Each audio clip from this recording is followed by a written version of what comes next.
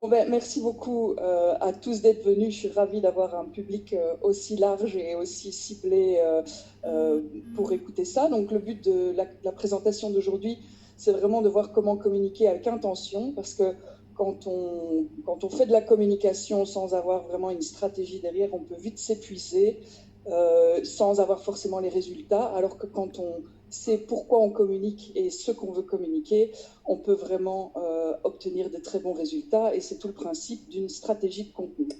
Je vais commencer par vous parler un peu de qui je suis et pourquoi j'en suis arrivée là. Une petite fille, j'ai toujours adoré écrire, inventer des histoires, j'ai une imagination débordante et je rêvais de devenir écrivain. C'est pour ça que j'ai commencé des études de journalisme, parce que je voyais déjà le métier de grand reporter, aller aux quatre coins du monde, vivre des aventures fabuleuses qui pourraient nourrir mes futures histoires. Mais je me suis vite rendu compte au cours de mes études que j'allais plutôt être une pigiste payée au lance-pierre à traiter des sujets de politique et économie qui ne m'intéressaient pas du tout. Donc j'ai opté pour une carrière en communication.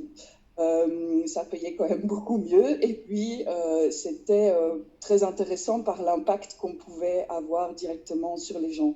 J'ai eu l'occasion de faire de la communication interne, externe, des relations presse.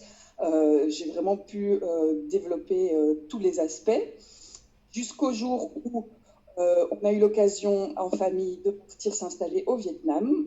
Mon mari a eu l'occasion d'avoir un job là-bas. Et donc, on est parti là-bas, vous me voyez, sur le scooter à la vietnamienne avec mes deux poulettes.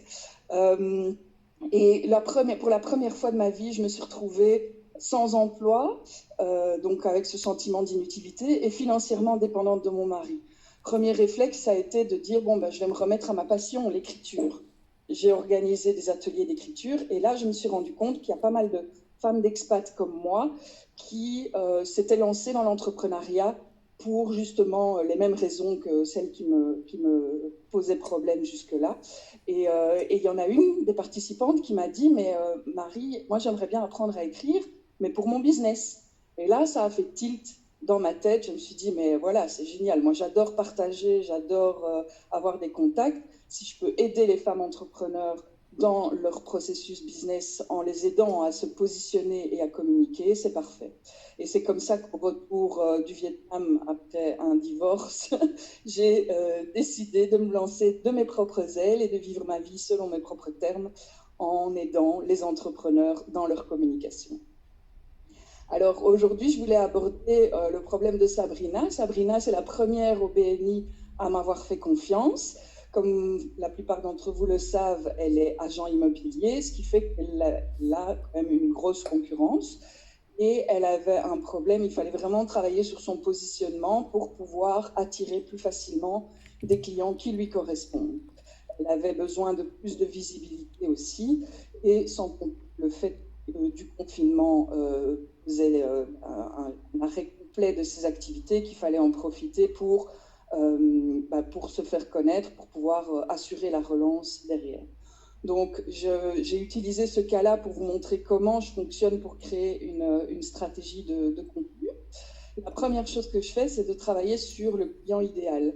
Donc, son client idéal à Sabrina, c'est quelqu'un qui est en fin de carrière, hein, qui a travaillé toute sa vie et pour qui la famille est quelque chose de vraiment important. Et là, dans son état d'esprit, il est en train de préparer tout doucement sa retraite. On lui a donné un nom, une photo, comme vous voyez. Hein. Pourquoi je vous expliquerai, mais c'est important. Euh, Bernard a 61 ans, il a 3 enfants qui sont grands maintenant, qui ont fini. Il est toujours marié, heureux en mariage, et il habite en Brabant-Wallon. Alors, il a des intérêts. Il aime la moto, les voyages, il a un groupe de rock.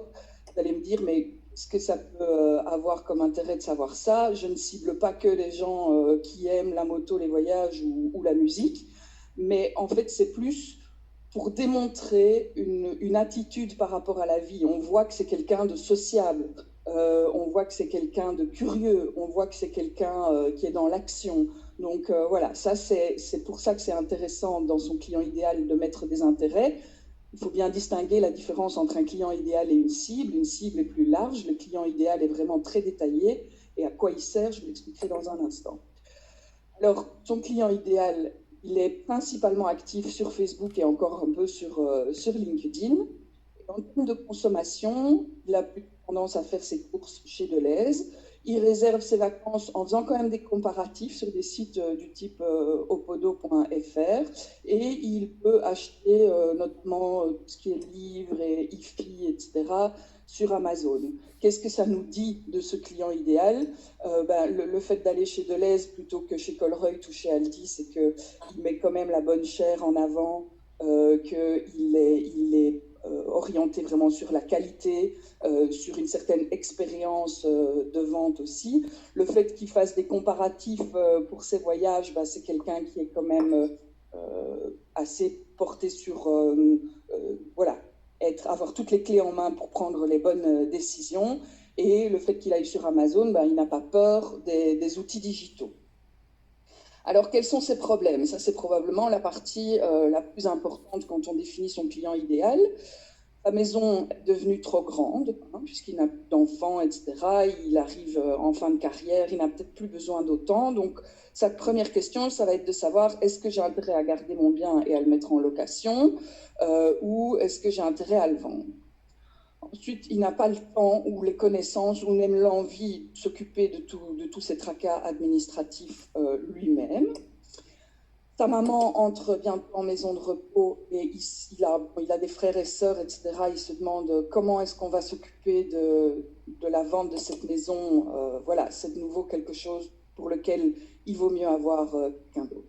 Et pourquoi est-ce qu'on s'intéresse très fort à avoir un client? Parce qu'un client idéal va permettre d'avoir une personne à qui on adresse sa communication. Vous savez que si vous parlez à tout le monde, c'est comme si vous parliez à personne. Si vous parlez à une personne, vous risquez de toucher plus précisément un certain nombre de gens. Alors, la deuxième étape de cette réflexion avec Sabrina, c'est de créer un contenu qui le guide dans son processus de réflexion. Alors, le processus de réflexion qui mène à une décision, on peut en général le résumer en 4 étapes. La première étape, ça va être l'étape où il s'aperçoit, où il commence à se rendre compte qu'il a un problème. Et donc, notre but à ce moment-là, c'est de l'aider à réaliser ce problème. Et donc là, à ce niveau-là, on va faire des contenus pour Sabrina qui vont plutôt parler de est-ce qu'il est temps de vendre ou de louer, enfin, le faire entamer cette réflexion de est-ce qu'il est temps de vendre ou louer, l'aider à ressentir ce déclencheur. Une fois qu'il a ressenti le déclencheur, il va se dire, OK, j'ai un problème, donc il va commencer à faire des recherches un petit peu sur ce problème. Il a décidé de vendre, puisque dans la première étape, on lui a dit que voilà, vendre, c'était quand même ce qui avait de plus intéressant, parce que Sabrina se concentre surtout sur la vente de biens. Et donc, quand il commence à faire ses recherches, ici, on va lui amener du contenu qui va lui permettre de savoir comment vendre. Si je vends tout seul, à quoi je dois réfléchir? Est-ce que c'est mieux de vendre avec une agence? Enfin voilà, donc toutes les choses auxquelles il doit faire attention, homestaging, etc. On va vraiment lui donner des conseils sur comment vendre, mais avec toujours cet objectif de l'emmener vers la troisième étape, qui est de dire il vaut mieux vendre avec une agence, forcément. Et donc, une fois qu'il a décidé de vendre avec une agence, c'est quelle agence? Comment est-ce qu'on choisit son agence? Et là, on va l'aider à comparer un petit peu et à faire vraiment attention à ce qui va l'aider dans ce choix. Et enfin, pour l'aider à se décider, c'est lui montrer pourquoi Sabrina, et notamment beaucoup avec ce qui est témoignage de clients et pourquoi est-ce que tous les clients qui ont travaillé avec Sabrina sont enchantés. Donc ça, c'est vraiment devenu la colonne vertébrale de notre stratégie de contenu, un petit peu les différents sujets qu'on aborde tout au long pour accompagner ce client idéal dans son processus de décision. Alors, comment je travaille avec Sabrina? On a mis en place un board Trello parce qu'au départ, c'est elle qui est supposée rédiger ses contenus parce qu'elle aime ça. Et du coup, on a établi différentes étapes dans la production de contenu. La première, c'est la partie idéation, où on va lister toutes les idées par les 4 étapes de décision qu'on a décidées. Ensuite, on choisit dans cette colonne-là, chaque semaine, un thème et on va commencer les recherches. Donc, par exemple, ici, on voit le déconfinement. Est-il possible de vendre au bon prix? Et donc, c'est la première étape, c'est les recherches. Pour chaque étape de production, il y a une checklist avec différentes actions à faire pour s'assurer de produire un contenu de qualité. Donc, les étapes, c'est recherche, ensuite rédaction, puis la création de visuels, enfin la distribution. Et une dernière étape, c'est le recyclage, parce que c'est dommage de passer autant de temps et de mettre autant d'énergie dans la production de contenu pour l'utiliser juste une fois. Et donc, le but, c'est de pouvoir recycler les contenus qui ont le mieux fonctionné derrière. Alors, ça, c'est la façon de travailler pour la stratégie de contenu de manière générale. Je peux aussi vous aider sur des sujets plus spécifiques. Je travaille avec plusieurs autres membres du BNI sur tout ce qui est pitch. Alors forcément, on pense au pitch de 30 secondes qui est la norme ici, mais ça peut aussi être un pitch un petit peu plus long, hein, comme une présentation commerciale ou quoi que ce soit. Le but du pitch est de pouvoir vraiment bien présenter votre mission, sous l'angle de la problématique du client et comment vous apporter une solution, et ne jamais oublier l'appel à l'action en fin de pitch.